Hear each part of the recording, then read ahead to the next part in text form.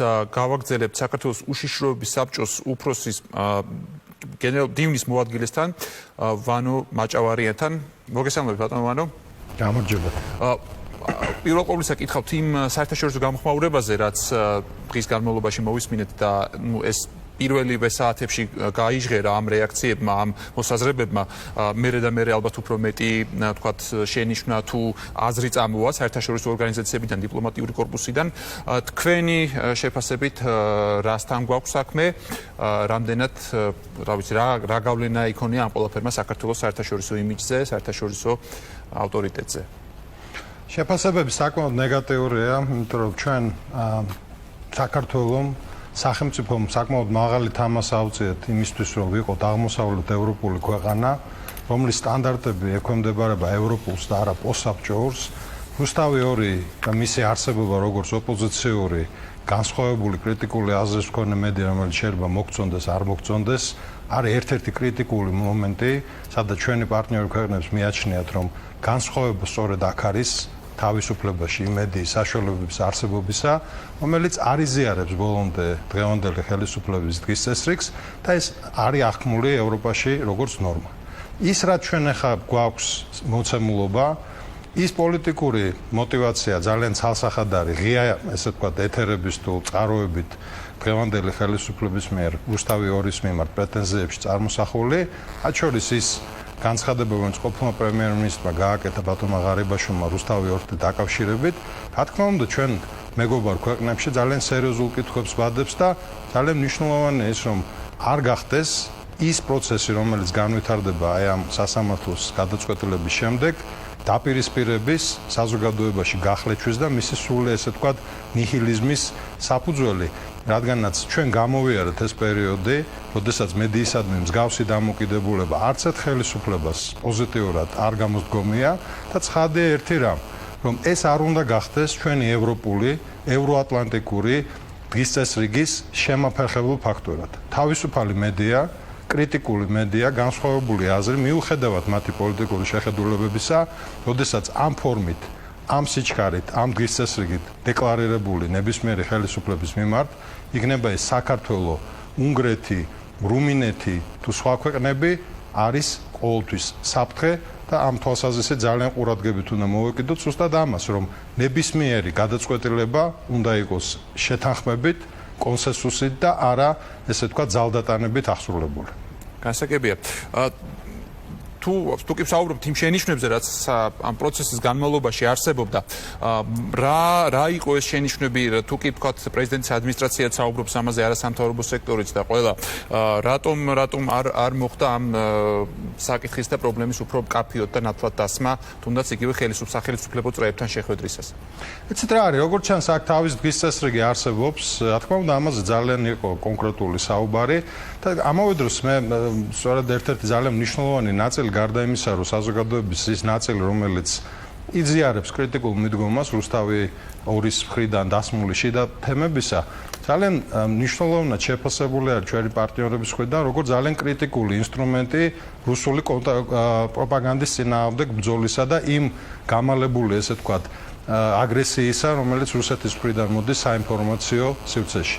რუსთავი II არის ერთ-ერთი მთავარი ლიდერი ამ მიმართულებით, აქცენტების სწორად დასმისა და ყოველთვის იყო ზუსტად საუბარი იმაზე, რომ სწორედ კრიტიკული მედია, სწორედ მედია, რომელიც არ არის ბოლომდე, ესე ვთქვათ, დამოკიდებული იმ განწყობებზე, რომელიც არის სახელმწიფო წრეებში, ამ თვალსაზრისით ამის მიუხედავად ძალიან მნიშვნელოვან როლს თამაშობს. ამაზე ყოველთვის იყო საუბარი, მაგრამ პროცესები ვითარდება თავისი, ესე ვთქვათ, გარკვეული ტემპით და დინამიკით და რაც მთავარია კიდევ ერთხელ ვამბობ, ეს მიუხედავად იმ გადაწყვეტილებისა, რომელიც სასამართლო მიიღო და ჩვენ, რა თქმა უნდა, სასამართლოს გადაწყვეტილების, ესე ვთქვათ, არ შევალთ ამის დისკუსიაში, ფაქტი ერთი რამ, ფლობელებმა, ყოფილმა თუ ვინც არიან, რუსთავი II-ის შემადგენლობამ, თანამშრომლებმა ზუსტად იმ პროცესებს, რასაც პრეზიდენტმა ისაუბრა, იქნება ეს საკონსტიტუციო სასამართლოს გადაწყვეტილება, არის მთელი რიგი საჩივრების შესული, ევროპული სასამართლოს, არის ძალიან მნიშვნელოვანი იმისთვის, რომ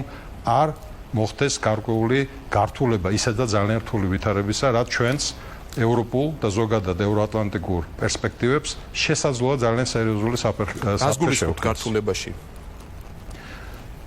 ზუსტად იმ ძალადობრივ, ესე ვთქვათ, გადაწყვეტილებების ახსრულებას, რომელიც რეალურად წინა ხელისუფლებამ განახორციელა და საზოგადოებისგან მიიღო ძალიან მკაცრი პასუხი. მე ვფიქრობ, რომ ზუსტად აქ არის საუბარი იმაზე, რომ ეს საზოგადოებისთვისაც მიუღებელია ის ფორმა და შინაარსი, რაც აი ამ კონკრეტულ პროცესებს უკავშირდება და ზუსტად ამას გულისხმობთ, რომ რეალურად გარკვეული საზოგადოება უნდა შეეჩვიოს და მიეჩვიოს იმას, რომ არ შეიძლება ძალდატანება, ძალადობა კონკრეტული ოპონენტის, იქნება ეს მედია, ფორმებით, რომელთაც ის შეეცდება ურთიერთობა დაამყაროს კრიტიკულ მედიასთან თუ კრიტიკულ პოლიტიკურ ძალებთან. საინტერესოა უშიშროების საბჭო რამდენად ხედავს საფრთხეს, რომ კრიტიკული მედია, თუნდაც როგორც რუსთავი 2-ია, დღეს თქვათ ამ მედიის გაჩუმების საფრთხე არსებობს. რამდენად რეალურად აღიქვთ ამ საფრთხეს? ეცეთ რა არის, ძალიან მნიშვნელოვანი, მე აღნიშნე, რომ რუსთავი 2 ძალიან მნიშვნელოვანი საინფორმაციო საშუალება არის საზოგადოებისთვის, სწორად იმ ძალიან ძიმე, ესე ვთქვათ, ომის, საინფორმაციო ომის, რომელიც რუსეთი არის შესული დასავლეთის სამყაროსა და საქართველოს ნაწილია ზუსტად ამისა, ძალიან ეფექტიანად ასრულებს.